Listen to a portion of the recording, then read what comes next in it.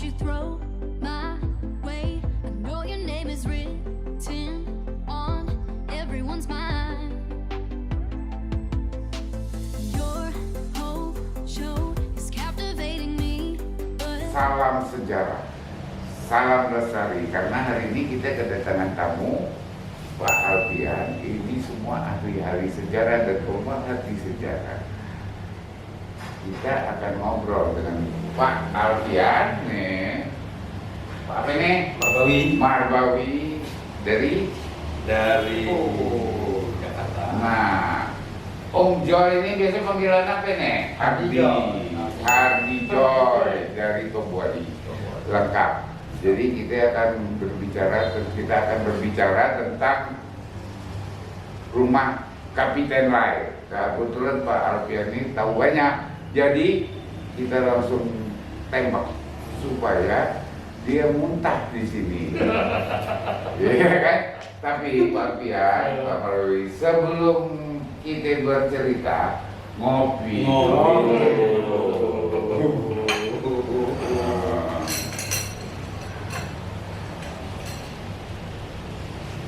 Kopi pahit baru benar. Mantap kopinya.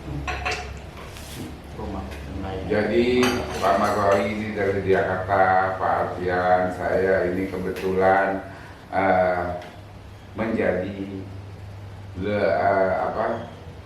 penerus dari pemilik rumah ini. Sampai sekarang saya masih urus dengan baik. Alhamdulillah kita bisa merenovasi.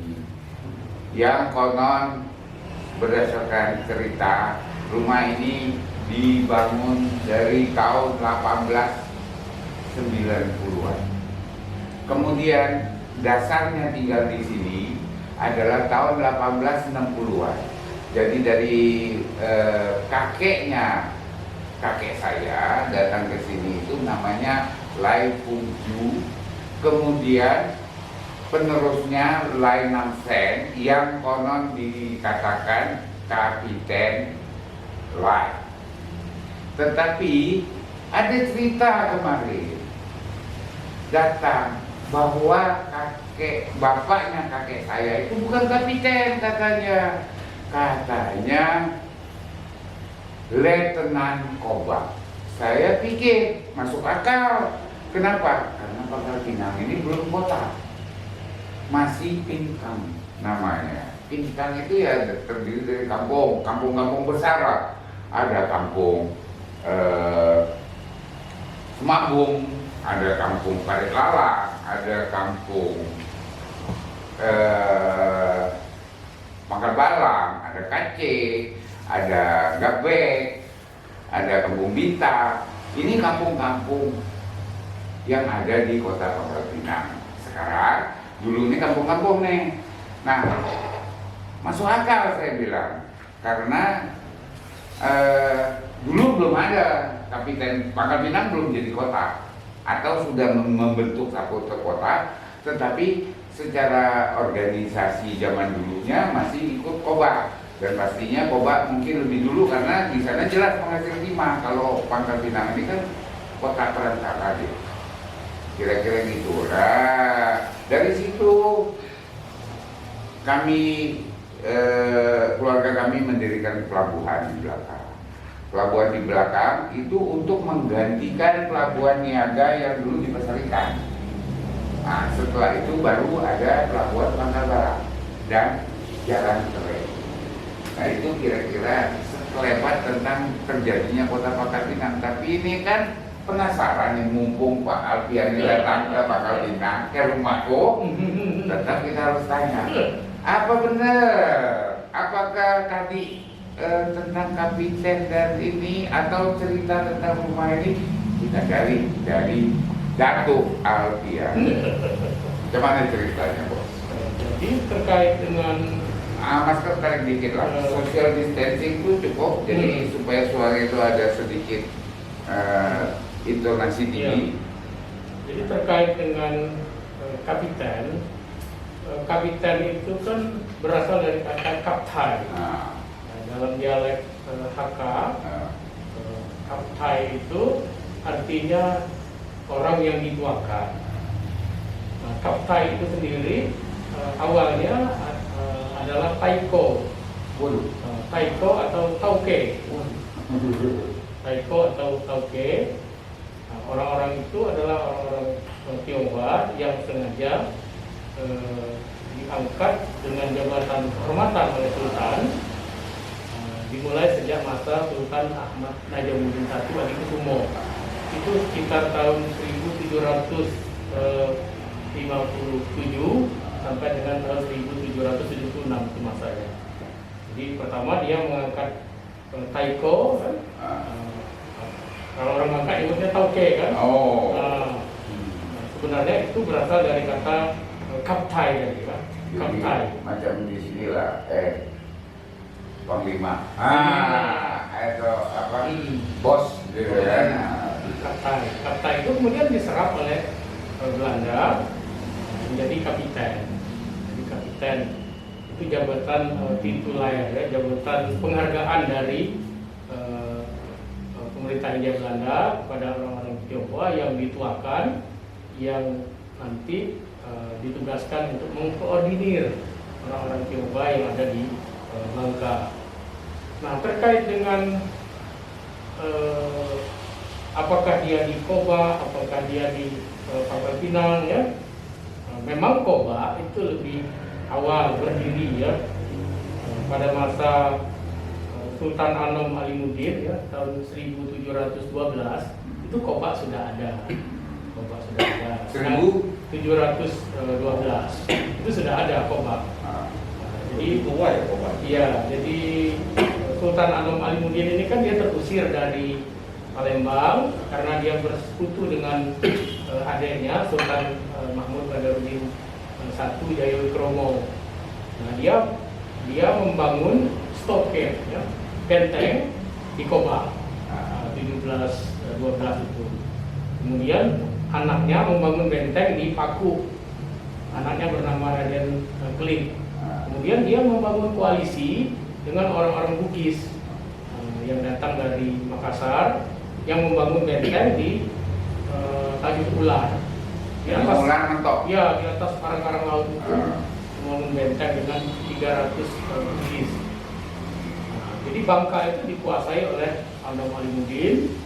Nah, Sultan Mahmud Badaruddin itu mempertahankan Bangka itu hanya dari satu tempat. Itu yang disebut dengan Tobali. Sebenarnya Bangka itu dikuasai oleh Anom Alimuddin, tetapi Mahmud Badaruddin I itu meminta bantuan VOC. Minta bantuan VOC untuk merebut Bangka, dari koalisi Anom Alimuddin dengan orang-orang Bugis tadi. Lalu Abraham Patras ya, yang waktu itu belum menjadi gubernur jenderal VOC, 6 tahun kemudian dia menjadi gubernur jenderal. Nah, dia kirim 5 kapal dengan pasukannya. Yang pertama diserang adalah Raden Arumapala yang ada di Tanjung Ular. Dan 100 Bugis itu berhasil ditawan. Kemudian dia lewat darat ya, menyerang Paku ya, Raden Kling putranya Anom Alimuddin.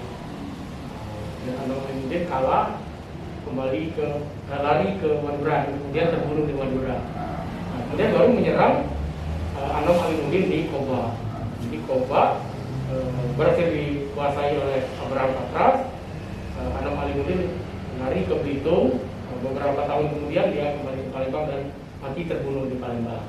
Jadi Koba memang betul lebih tua dari Pangkal Pinang, karena Pangkal Pinang sendiri itu berdiri 17 September 1757, sedangkan Koba 1712 itu sudah ada. Jadi secara administrasi Iya. pemerintah Belanda mungkin Koba lebih Iya. lengkap. Jadi semua dianggap ini cikal bakalnya Koba nih, Iya. kita di Iya. Pangkal Pinang Iya. nih. Jadi ya begitu kondisi. Kalau kami sebagai anak cucu nih cuma tahu di sinilah Pak. Apalagi ini nih Pak Aduh, aku lupa Plek. Marbawi. Marbawi, apa cerita Ki tentang Ulang lagi loh, rumah? Marbawi ya kan? Marbawi, ya, Marbawi. Ya, kan tahu lah dikit-dikit dulu. Jadi gimana cerita rumah kami ini? Kita kan kalau gua kan tahunya cuma di dalam. Dulu kan tinggalnya loh. Kalau cerita yang sifatnya data akademik, udah. Dah cerita kira dulu Kang Atta tuh. Dulu kan tinggal di Pintu Air, Pintu Air. Rumah kakek nenek kan di Pintu Air, Kawah, Pintu Air Kawah. Jadi kan untuk sungai ini masih bening dulu. Kita itu mencelak di dalam air itu lagi kelihatan. Iya benar. Benar. Anu, Bukan, suka ada lele. yang kata mencelak tuh. Oh, jangan. Atau mencelak. Ah. Mencelak itu buka mata dalam air. Ah. Kalau buka mata di sini bukan mencelak. Oh. Mencelak itu buka mata dalam air. Tidak ada pakai kacamata. Oh. Lagi kaca dulu. Oh. Nah musim apa hujan besar tuh anyut sampai situ. Oh. Angkut di situ. Tapi sejarahnya belum tahu. Oh. Ya kan, kalau situ kan semak-semak dulu kan. Kan sebelahan itu sebelah seberang itu air itu juga masih semak-semak gitu. Iya. Nah, terus banjir ya, aku tahu tuh banjir 85 satunya. Yang udah mau. Kami di Gubung atas tuh rumah kakek itu kan. Habis itu aku ke Jawa. Oh. Ada banyak cerita. Nah, baru tahu lagi cerita itu dari Pak Oke. Elvian, ini fans berat beliau. Woi. Iya kan? Untuk data-data sejarah gitu. Tapi ada memang beberapa buku di luar yang Pak Elvian tulis gitu ya. Seperti tentang sejarah Timah, terus kayak Demang di Buntok gitu ya, segala macam. Nah yang pasti kalau mau studi tentang Sriwijaya, Jambi, segala macam kan pasti ada kaitan sama Bangka. Sehingga waktu itu tahun 2006 lah kalau tidak salah, wajah mahasiswa-mahasiswa Melayu Bangka Belitung agar mereka punya perhatian juga soal-soal begini. Dirikanlah Persatuan Mahasiswa Melayu Bangka Belitung. Karena Bangka itu kan dari kata Wan Bangka, bahasa Sanskerta ya, kalau salah itu kan artinya timah, Bangka. Nah belakangan kudirikan di Pintu Air ini Yayasan Kebajikan Anak Wangka, disingkat Kawa. Kawa besar Kawa. Yayasan Kawa. Iya, berarti Yayasan Kawa ini adalah fokusnya etos kerja, mereformasi etos kerja. Ya kan? Aku bilang kita bisa belajar 1 Cina, 2 Minang, 3 Jawa, 4 Madura. Itu etosnya kan rata-rata di atas orang Melayu tuh. Saya bilang nggak usah malu kita belajar itu karena mereka sudah terbukti. Nah kita Melayu itu kan masih etos itu kan masih harus dikembangkan. Kekawaannya itu mungkin ke depan saya baru dengar juga nih banyak ilmu nih sebenarnya kalau ketemu Pak Elvian. Tadi saya dikasih buku banyak banget sama Pak Elvian. Alhamdulillah nanti kita kembangkan aja di pesantren. Nah dari cerita itu kan bisa diolah jadi bahan untuk pemberdayaan etos kerja masyarakat. Karena kita ini sama kan maju kan semua karena Bangka Belitung inilah dikenal sebagai land of harmony. Jadi ceritanya di samping ini kan ada si Bang Joy ini Pengusaha sukses. aku udah tahu kalau kita sama semua orang sejarah ceritanya. Nah kita ini abang kita ini apa cerita kita nih tentang rumah ini kayak nggak tahu karena nanti kita cerita lagi tentang Pobuali nih. Jadi rumah kita mulai ini ini luar biasa ya, di mata masyarakat Pinang, khususnya terutama juga Bangka Belitung. Kita menjadi kebanggaan ya, ada punya nilai sejarah dan kita pernah dengar juga dari nenek kan. Ini kita kan pernah tinggal di sini. Jadi rumah kita mulai ini memang dulu orang nyebut Apotik Bangka ya. Apotik Wijaya. Lagi ada deh Apotik Wijaya. Betul. Jadi orang tahu kan Apotik Wijaya. Selama nih orang kita Apotik Wijaya, wah itu malam nih luar biasa. Dan sekarang menjadi suatu center tempat orang-orang kita dari orang Bangka di luar itu nak main ke sini, nak nengok main sih rumah gebetan lain. Nah, ini menjadi sebuah kebanggaan. Aku pribadi juga ibaratnya bangga. Ada sejarah yang umurnya jauh di atas. Kalau kalian lihat, tiba-tiba kita masih bisa lihat dengan keadaan sekarang. Kita duduk di kursi ini luar biasa ini. Kalau kita harganya ngeri kita berkawan. Tapi syukur kita berkawan. Jadi duduk jadilah. Ini menjadi sebuah tradisional icon bagi masyarakat. Bukan hanya Pangkal Pinang, bahkan orang-orang Tobuan itu di sedikit pasti ngomongnya Latrasik. Iya, Latrasik. Latrasik itu tempatnya enak. Latrasik itu Latrasal. Iya. Ya, jadi intinya Pak Joy, niatku juga untuk di samping nomor satu mengkaitkan cerita, kemudian mengkaitkan destinasi, dan memang ternyata ada kaitan. Ada kaitannya memang ternyata kami keluarga dari Mayor Mentong. Jadi supaya cerita itu kaya. Kira-kira macam itu Pak? Ya, jadi Pak Hongki mengaruhi yaitu tadi Bangka ini kan terbentuk dari 4 etnik grup. Bentar. Kita ngopi. Wah. Caranya ngopi, aku izin. Wah. Balik kan belakang. Oh, siap. Kita cerita ke Wali nanti.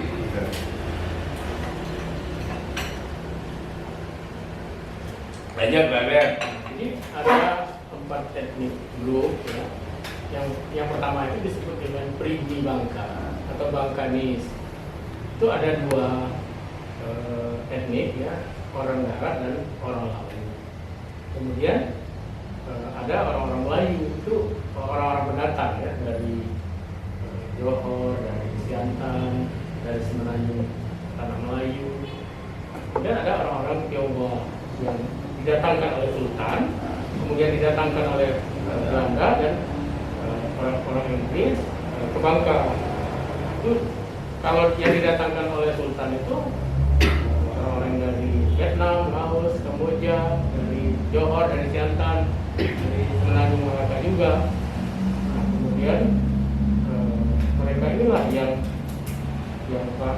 Hongki sebut tadi ya, saling berinteraksi ya, saling kawin mau ini kemudian kan membentuklah orang Bangka yang kita kenal sekarang. Jadi melting pot society lah, kan artinya tempat pembauran yang luar biasa ya. Pak Alfian, tadi Pak Alfian bilang penanda kota. Jadi kalau kami Pak, kami ini kan meneliti satu kota atau urban planning, urban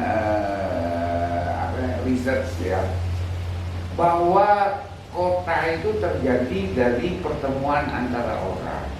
Pertemuan orang kemudian bertukar, kemudian timbullah uang. Dalam bertukar itu dia akan menjadi satu kumpulan orang. Jadi dia bertukar timbul uang. Dan disitulah simbol dari pertemuan orang, kemudian dia berkembang menjadi pasar. Kebetulan pasar ini tidak jauh dari sini. Cuma kami tarik ke belakang sedikit, bahwa kalau kami meneliti tentang satu kota, terutama kota pesisir, kami mencari kelenteng yang di pinggir sungai atau laut, yang menghadap ke laut, dan yang paling tua. Jadi kita ketemukan itu di pasar kota. Jadi pasar itu tidak serta-merta timbul karena ada orang belayar, dia datang sampai di daratan, kapalnya rusak, kemudian dia bertemu dengan orang hulu ini bawa buah, dia punya ikan, dia tukar-tukar, jadi ketemulah. Itu di Muara Sungai Rangkoi. Muara Sungai Rangkoi ini di mana? Di pasar nih. Jadi itu rata-rata kalau seluruh kota pesisir yang dia bilang ada Surabaya, ada Jakarta, ada Palembang, kalau Palembang itu Sungai Musi itu pasti terjadi, maka itu ada kelenteng apa namanya, kelenteng Pulau apa? Pulau Kemarau. Pulau Kemarau. Kalau di sini ini sebetulnya kelentengnya itu di tengah pasar. Caranya mendeteksi Pak, kami lihat patung di dalam kelenteng itu yang paling tua. Jadi patung tua itu biasanya terbuat dari kayu, bahkan pakai kain-kain Pak. Warnanya pun simpel. Nah itu paling tua. Jadi dari situlah ini. Nah kita ini tanya nih, ini orang tinggal pinggir sungai. Apa cerita nih Pak Dato nih? Ini kan gara-gara Datuk Elpian, penanda kota. Karena aku sekalipun lama ada tinggal menetap di Pangkal Pinang, tetapi kan hati ini kan tetap saja Bangka. Jadi kalau ngomong penanda kota Pangkal Pinang. Penanda kota yang ya, konsep penanda kota berarti kan kota Pangkal Pinang ini. Nah kita tuh masih gambarnya itu belum begitu terang. Penanda itu apa ya? Mungkin masih butuh waktu untuk penanda itu lebih terang.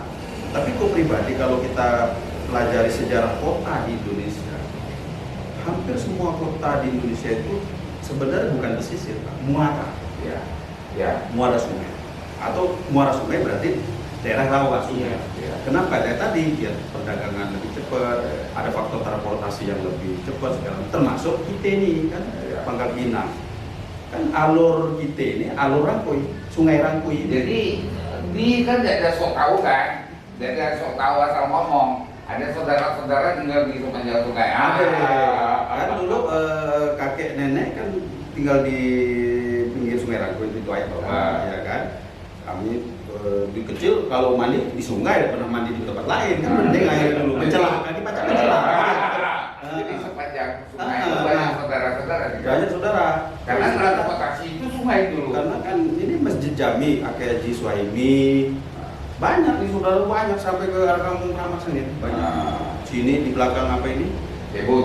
Belakang apa ini?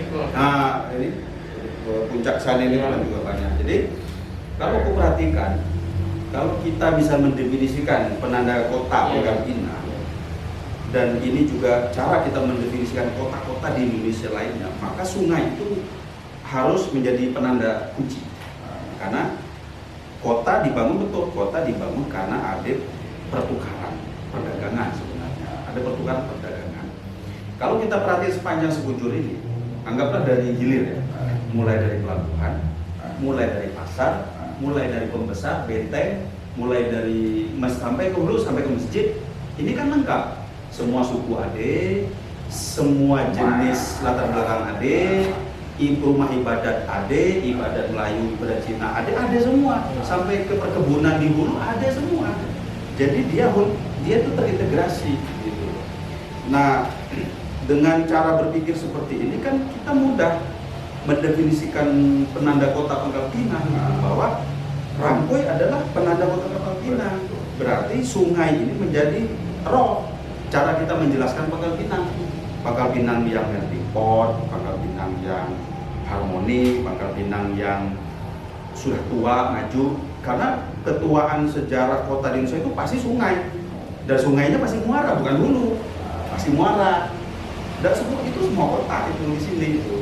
Kecuali kota-kota baru ya kayak Bandung gitu kan, dibangun baru gitu loh. Tapi yang kota-kota lain itu semua kan Dato. Nah, aku belum, mungkin kekurangan pengetahuanku tentang Rangkoi, tetapi aku kira ini sepanjang Rangkoi ini sampai batas tertentu ke hulu, kita tulis secara utuh bahwa inilah loh dulu anunya itu apa namanya kota kita ya ini. Kota kita itu yang ini. Jadi tepatnya Sungai Rangkoi di kota Pangkal Pinang itu adalah ibu kandung dan leluhur kota Pangkal Pinang.